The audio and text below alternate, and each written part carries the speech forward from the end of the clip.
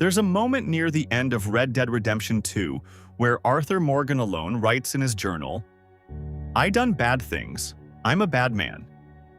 He knows exactly what he is. He's known the whole time. There's a moment near the end of BoJack Horseman where BoJack looks at the people he's hurt and says, "I'm poison." He knows exactly what he is too. He's known the whole time. Two very different stories. A cowboy outlaw dying of tuberculosis in 1899, and a washed-up sitcom horse drowning himself in vodka in modern-day Hollywood.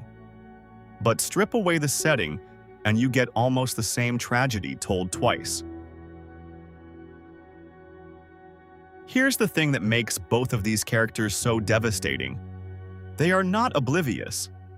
This isn't a redemption arc about a man slowly realizing he's done wrong. Arthur and BoJack start the story already knowing. Self-awareness was never their problem. Arthur watches Dutch's philosophy rot in real time and still rides for the gang, because loyalty is the only identity he's ever had. BoJack goes to therapy, reads the self-help books, says all the right words in interviews, and then goes home and repeats the exact same pattern with the exact next person who trusts him. Insight without action isn't growth. It's just a more articulate way of suffering.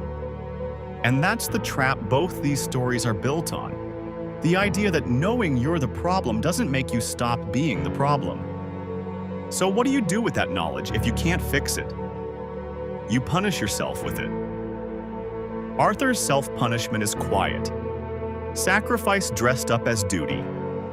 He gives away his money to strangers he'll never see again, takes bullets meant for people who don't deserve saving, and never once lets anyone comfort him about it, because on some level, he doesn't think he's earned comfort. BoJack's self-punishment is loud. It's public. It's the bender after the moment of vulnerability, the way he sabotages every good thing right when it starts to work. The job, the relationship, the friendship, because some part of him is convinced that happiness is a mistake waiting to be corrected. Different volumes, same mechanism. Both characters have decided, somewhere below the surface, that suffering is the fee they owe for existing. And this is where both stories get genuinely cruel to watch, because they tease change. Arthur starts helping Sadie, John, Abigail, Jack, with something that looks almost like peace. BoJack gets sober, reconnects with Diane, writes that prickly muffin chapter that finally sounds honest. We lean in. We think, this is it. This is the turn. It isn't. Or it's almost it. Because both narratives seem to argue that change, real change, doesn't arrive in one clean redemptive swing. Arthur only becomes who he wants to be once he's already dying. Once the disease has stripped away the choice to keep being the old Arthur. BoJack's growth, such as it is, comes in fragments too small and too late to undo the damage already done. Sarah Lynn is already dead. Arthur's body is already failing. Both stories seem to be making the same bleak, honest argument. Sometimes the moment you finally become a better person is also the moment it stops being able to save you. But here's where I think the comparison earns its weight, instead of just being a sad coincidence.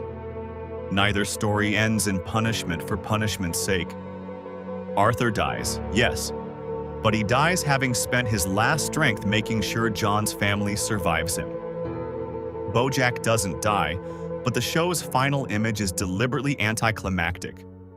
Just two people sitting on a roof, talking. No music swell, no forgiveness ceremony. Both endings refuse to tell us these men were fully redeemed. And both endings refuse to tell us they were beyond saving either. What we get instead is something more honest.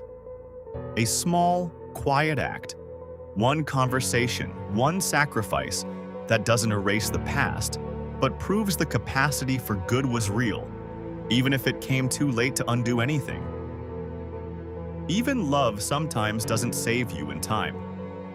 What both of these stories argue, quietly, patiently, is that the only thing that ever really counts is what you do with the time you have left, once you've finally stopped lying to yourself about who you are.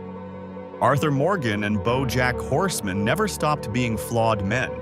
They just, in the end, stopped running from it.